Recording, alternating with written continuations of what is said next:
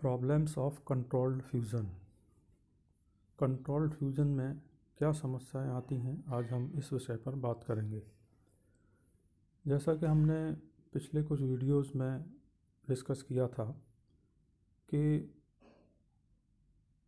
बहुत अधिक ऊर्जा को उत्पादित करने के लिए एक तो नाभिकीय विखंडन एक बहुत इम्पॉर्टेंट प्रक्रिया है और दूसरा है नाभिकीय संलयन। नाभिकीय संलयन की बात हम इस चैप्टर में कर रहे हैं। नाभिकीय संलयन में भी जो ये क्रियाएं हैं, थर्मोन्यूक्लियर रिएक्शंस या ताप नाभिकीय अभिक्रियाएं, ये दो तरह की संभव हैं। एक तो कंट्रोल्ड न्यूक्लियर फ्यूज़न, एक uncontrolled nuclear fusion. Uncontrolled nuclear fusion में जिसका उदाहरण हमने कल हाइड्रोजन बम के रूप में दिया था, जिसमें जब ऊर्जा निकलती है तो उस पर हमारा कोई कंट्रोल नहीं होता। अचानक से बहुत कम समय में बहुत अधिक ऊर्जा नाभिकीय संलयन से निकलती है। लेकिन पृथ्वी पर ऊर्जा की आवश्यकताओं को पूरा करने के लिए नाभिकीय संलयन अभिक्रियाओं को तभी उपयोग में लाया जा सकता है जब हम इसको कंट्रोल कर सकें, अर्थात ऊर्जा का उत्पादन नियंत्रित रूप से हम नाभिकीय संलयन अभिक्रियाओं से प्राप्त कर सकें। तो जैसा हम जानते हैं कि नाभिकीय संलयन अभिक्रियाओं में बहुत अधिक उच्च ताप की आवश्यकता होती है, या ये कहिए कि जो टारगेट न्यूक्लियाई है उस पर जो पार्टिकल बम्बार्ड होगा संलयन के लिए, उसमें बहुत अधिक काइनेटिक एनर्जी होनी चाहिए। तो इसके लिए हम एक्सेलरेटर्स को या त्वरक को उपयोग में ला सकते हैं। हमने देखा है कि ड्यूटेरियम या ट्रिटियम जैसे पार्टिकल से अगर हम नाभिकीय संलयन अभिक्रिया कराते हैं तो उसकी संभावना बढ़ जाती है अगर बम्बार्डिंग पार्टिकल की ऊर्जा 100 से 1000 किलो इलेक्ट्रॉन वोल्ट तक हो। इस ऊर्जा के ड्यूट्रॉन को एक्सेलरेटर्स के द्वारा उत्पादित किया जा सकता है, परंतु इन अभिक्रियाओं में यह देखा गया है कि जब ड्यूट्रॉन के टारगेट पर दूसरे ड्यूट्रॉन्स को बम्बार्ड किया जाता है तो संलयन की प्रायिकता कम होती है और स्कैटरिंग की प्रायिकता बहुत ज़्यादा होती है। अर्थात जितने पार्टिकल ड्यूटेरियम नाभिक बम्बार्ड किए जाते हैं वो सभी संलयित नहीं होते हैं, बहुत अधिक मात्रा में स्कैटर्ड हो जाते हैं, और इस प्रकार त्वरक के द्वारा जो ऊर्जा यूज़ की जाती है उससे कहीं कम हमें नाभिकीय संलयन अभिक्रिया में मिलती है। तो इसका मतलब ये हुआ कि ये विधि उपयोगी नहीं है। हम ये भी जानते हैं कि लगभग 10⁻⁷ और 10⁻8 डिग्री केल्विन पर नाभिकीय संलयन अभिक्रियाएं संभव हैं, लेकिन इतना अधिक टेम्परेचर पृथ्वी पर किसी भी लेबोरेटरी में उत्पादित करना संभव नहीं है। और यदि इस टेम्परेचर को बनाया जाए किसी लेबोरेटरी में, इस टेम्परेचर पर अगर संलयन अभिक्रिया करने की कोशिश भी की जाए तो ये इतना अधिक टेम्परेचर है कि इस पर कोई भी सिस्टम जिसमें ये अभिक्रियाएं करवाई जा रही हैं वो प्लाज्मा स्टेट में आ जाएगा। प्लाज्मा स्टेट का मतलब है कि वो मैटर जो है उसमें से उसके जो परमाणु हैं उनमें से इलेक्ट्रॉन्स पूरी तरह मुक्त हो जाएंगे। सन पर या किसी भी स्टार्स पर जो नाभिकीय संलयन अभिक्रियाएं होती हैं उसमें ये जो प्लाज्मा है ये ग्रेविटेशनल प्रेशर के अंडर में एक जगह पर नियंत्रित रहता है, बना रहता है, परंतु पृथ्वी पर इस तरह प्लाज्मा को कंटेन करना किसी सिस्टम में ये संभव नहीं है। हम जिस किसी सिस्टम में इसको रखना चाहेंगे वो खुद भी प्लाज्मा स्टेट आ जाएगा।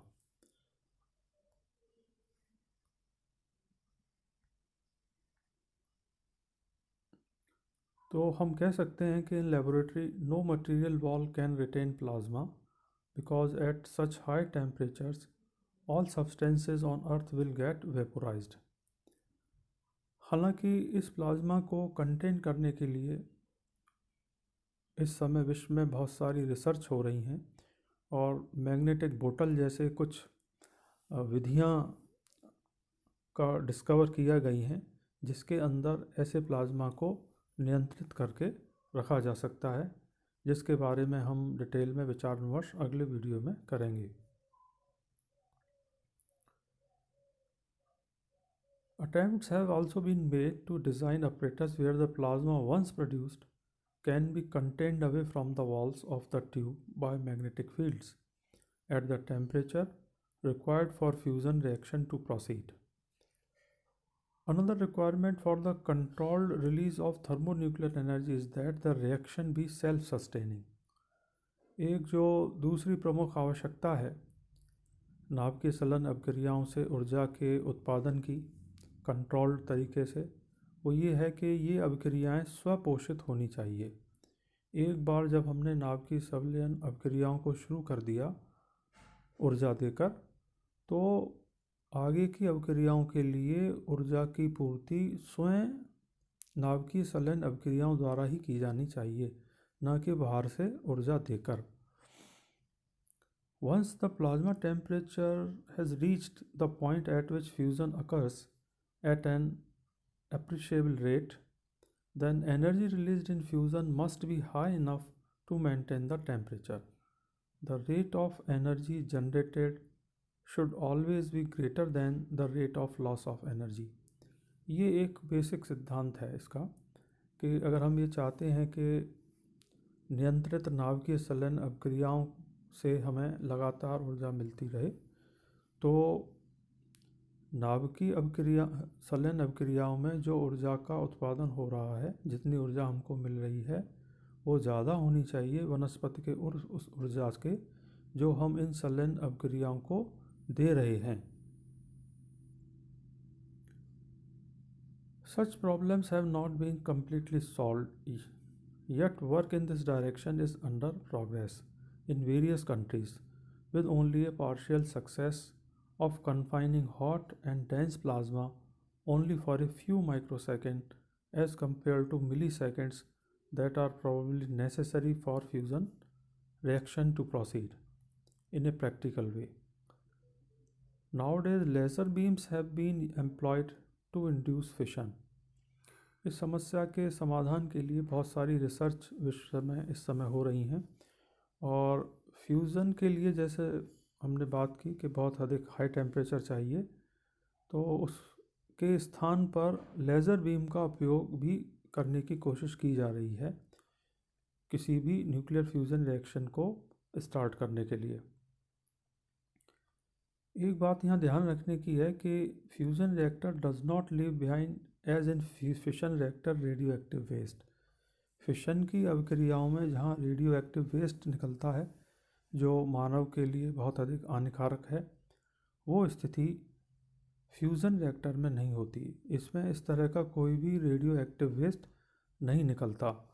तो इस बिंदु के हिसाब से अगर हम देखें तो फ्यूज़न अभिक्रियाएं या फ्यूज़न रिएक्टर, हालांकि अभी तक ऐसा कोई रिएक्टर बना नहीं है, लेकिन भविष्य में जब भी कभी बन सकेगा तो वो फिशन रिएक्टर की तुलना में काफ़ी अधिक उपयोगी होगा। प्लाज्मा की अगर हम बात करें, plasma is basically a fourth state of matter. At very high temperature, at about 10 raised to power 8 degree Kelvin, the atoms of the gas are fully ionized, and these ions and free electrons are moving about very rapidly and more independently of each other than at ordinary temperatures. The mixture is still electrically neutral, and the whole state of the matter is called plasma or the fourth state of matter. इतने अधिक temperature पर किसी भी पदार्थ के परमाणुओं से उनके इलेक्ट्रॉन पूरी तरह मुक्त हो जाते हैं। वो अब नाभिक के प्रभाव में नहीं रहते या नाभिक से बंधे हुए नहीं रहते। नाभिक जो पॉजिटिवली चार्ज है वो इंडिपेंडेंटली घूमते हैं, इलेक्ट्रॉन इंडिपेंडेंटली घूमते हैं। हालांकि पूरा मटेरियल पहले की तरह इलेक्ट्रिकली न्यूट्रल बना रहता है।